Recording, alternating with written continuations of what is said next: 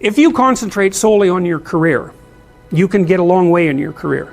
And I would say that that's a strategy that a minority of men preferentially do. That's all they do. They work like 70, 80 hours a week. They go flat out on their career. They're staking everything on the small probability of exceptional status in a narrow domain. But it's hard on them. They don't have a life. It's very difficult for them to have a family. They don't know how to take any leisure activity. Like, they get very one-dimensional. Now, it may be that unidimensionality is the price you have to pay to be exceptional at one thing, right? Because if you're going to be something like a genius-level mathematician, and you want to do that or a scientist, say, it's like you're in your lab all the time, you're working 70 hours a week or 80 hours a week, you're smart, you're dedicated, you're unidimensional, and that's how you get to beat all the other people who are doing that. It's the only way. But the problem is you don't get a life.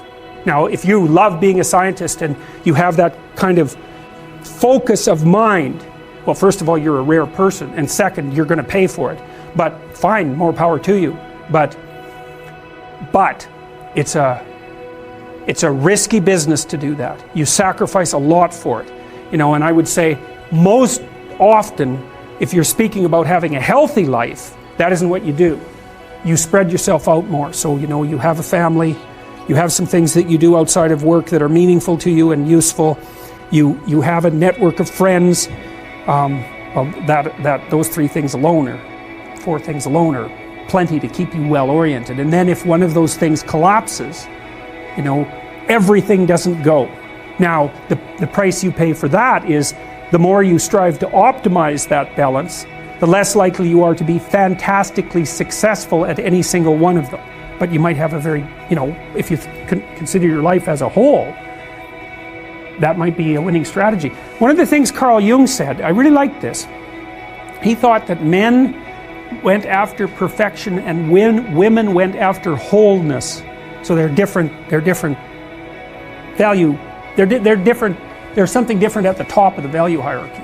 So perfection would be stake it all on one thing and look for radical success. Not that all men do that, because they don't, but we're talking about extremes, at least with regards to the men that do that. The wholeness idea is more like, well, I want one thing in my life to be 150%, or I want 5 things in my life to be 80%. Well, there's a lot more richness in a life where you have 5 things operating at 80%, but you're not operating at any of them at 150%. So, and I really believe this because I've watched men and women go through their careers now for a long period of time, and one of the things there's lots of things that produce this, but one of the things that I've noticed is that mostly women in their 30s bail out of unidimensional careers. They won't do them.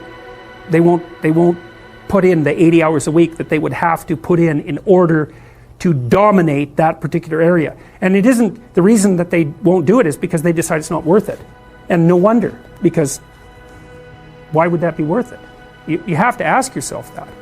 It's like, well, you want to be an outstanding scientist. It's like, okay, really, that's what you want, because that means that's what you do. Because you're competing with other people. They're smart, they're hardworking, and if you want to be at the top, you have to be smarter and work harder than any of them. And working hard means working long hours. I mean, it also means working diligently, but in the final analysis, it's also an additive issue. If I'm smart and hardworking and I can crank out for 70 hours a week, and you do it for 30, it's like, in 2 years, I'm so far ahead of you, you will never ever catch up. So, anyways. And I think maybe part of the reason too that women are oriented that way more than men, I think there's 2 reasons. One is socioeconomic status does not make women more attractive on the mating market, but it does make men more attractive.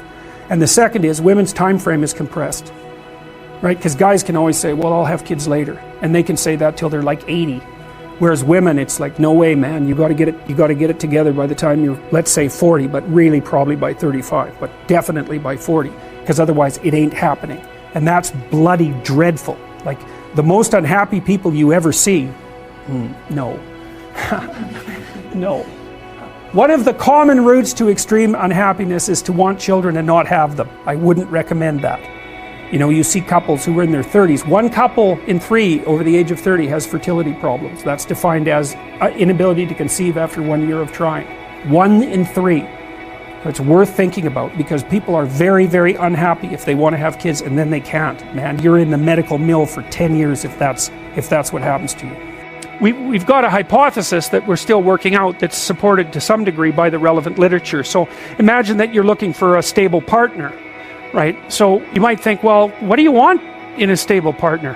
And at least in principle, one of the things you don't want is too much mismatch between you and that person on the 5 fundamental dimensions. So for example, if you're really extroverted and you have a really introverted partner, you're going to engage in continual conflict about how much social activity the two of you should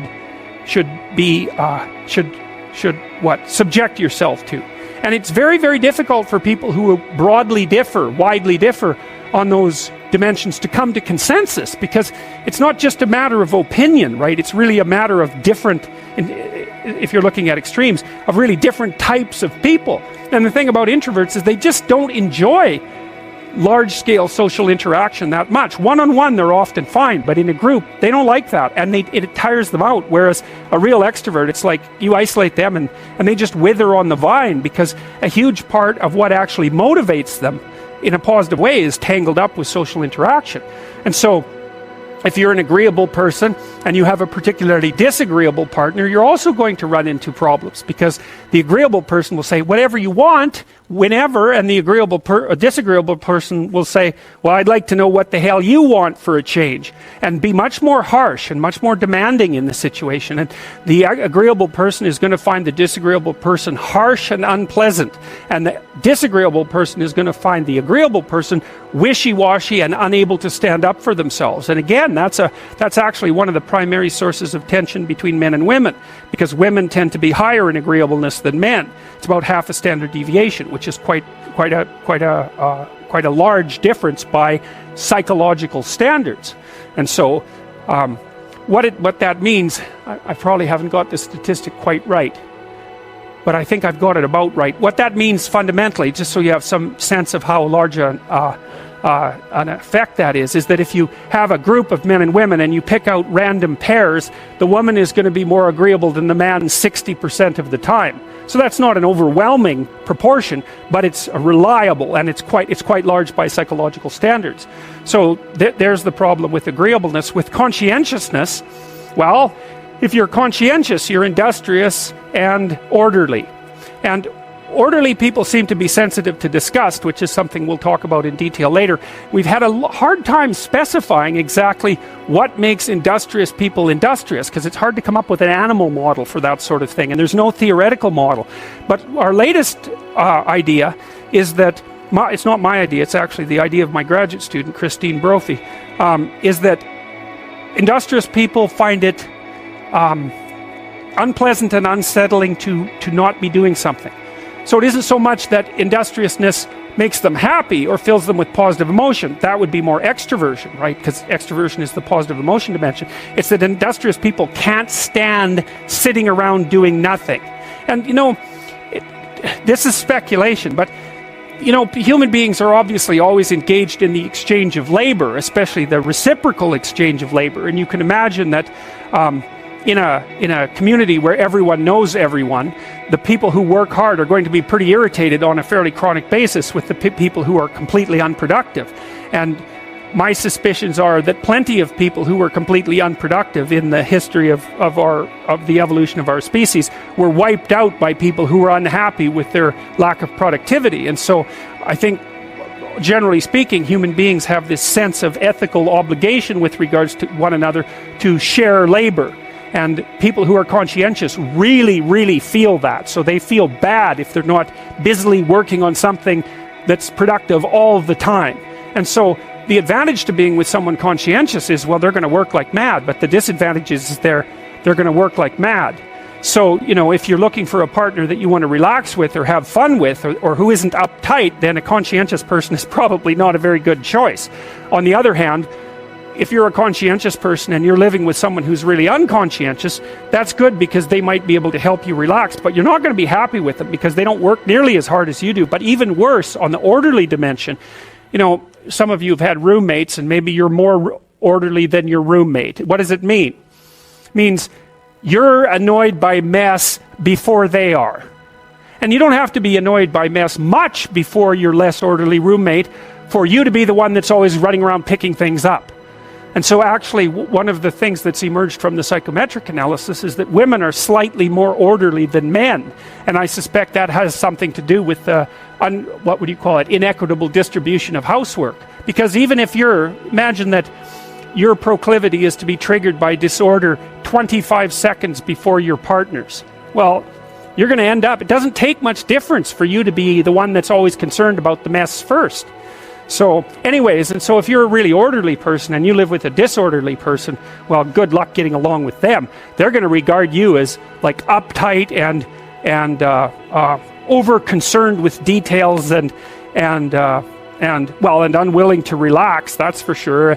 And they're going to regard you as, well, just a bloody mess. And how can anyone possibly live with someone like you?